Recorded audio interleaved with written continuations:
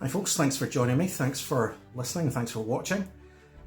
I'm gonna think about a really tough question that I often get asked when people come along to therapy for the first time. And they might know a bit about the therapy that I offer.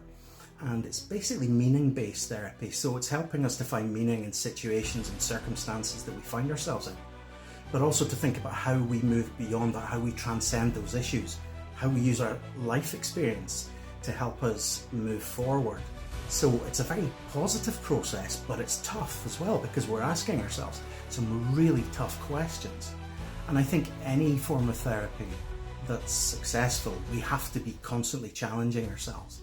And I suppose the good news is that it's not just the person that comes along for therapy that's being challenged, it's the therapists themselves, and each and every time we meet a new client and each and every time we go through that process. And then we reflect on our own situations and then we bring that to bear within the therapy room. So this question of what is the meaning of life comes up quite frequently, particularly in the first session or two sessions. And people are disappointed when I say to them, well, that's not really for me to answer.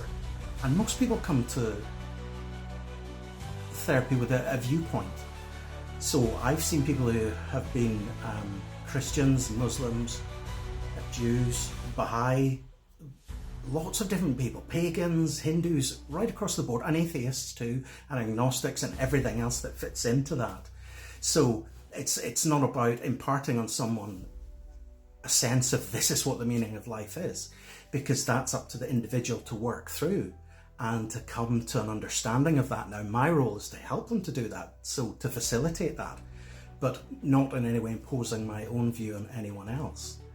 And so sometimes, people are a bit disappointed, and their friends will say to them, well, what did you get from that session? What's the meaning of life? And they'll say, well, he didn't tell me. And I say to them, that's because I'm not here to tell you anything. It's not as if logotherapy, the psychotherapy that I practice, is a belief system.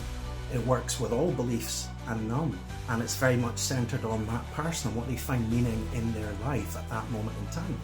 So those big questions are ones that we ask, and it's right that we do so. And when someone comes along to a therapy session, then we can talk through those things because they are important. And especially at times in life where we might be struggling, or we might be ill, or we might be facing death, these things come through and people want to discuss that and to talk that through. And that's what I'm there to do. But most of the work is done on the day-to-day stuff. So where do we find meaning in our day-to-day lives? Understanding that meaning can change from week to week, from day to day, from hour to hour, from moment to moment. So we're rediscovering that sense of meaning in everything that we do. And I suppose one of the key things about logotherapy is that it helps us look at things from a different perspective. So sometimes we get overwhelmed and we feel as if our life isn't going anywhere and everything is against us. And it's important to honour that and to explore those emotions because they're real emotions. And we need to do that. But then also it's important to think about some of the things in life that we might just not think too much about because they might not be, in the grand scheme of things, that significant. But that's what we're challenged to do in logotherapy, to think about the simple things in life and to appreciate that and to build on that. And so that's what we do in our sessions. So you can find meaning in all sorts of situations. You can find meaning when you're in the supermarket and you smile at someone and they smile back to you, or you're chatting at the checkout and you're doing that sort of thing, and that can be meaningful. It doesn't have to be these huge grand gesture things. It doesn't have to be making a huge statement. It doesn't have to be being a phenomenal success. It's actually none of those things. We pare all that back in logotherapy and we think about what is it on a day-to-day basis that means the most to us, and how can we use that to increase our well-being. And so it's a way of looking at the world, and it's a philosophical way of looking at the world, but in a gentle way. So by that I mean it's not a hard and rigid structure that we use in therapy. It's not like that at all. In fact, we use some techniques. We don't really refer to them as techniques, but we have techniques that we can use for anxiety, for depression, for all of those things. But essentially what we're doing in therapy is meeting the person. So the therapist and the client are meeting as two people, and then there's that interaction, and then there's the insight that comes from both. So actually it's quite a deep process in that respect, but it's not heavy in terms of all the theory that's behind it necessarily.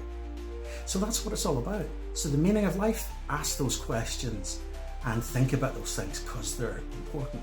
But actually, what is it that happens on a day-to-day basis that's really key to our well-being?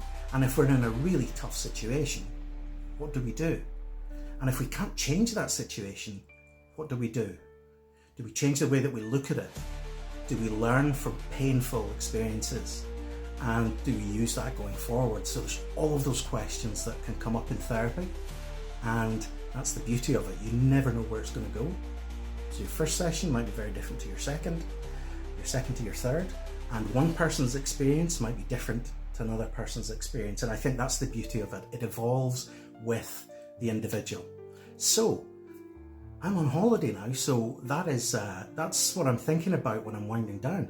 So thanks very much for listening to me, and have a great rest of the week, rest of the month, until I get back to you again. And take care. Thanks very much for watching.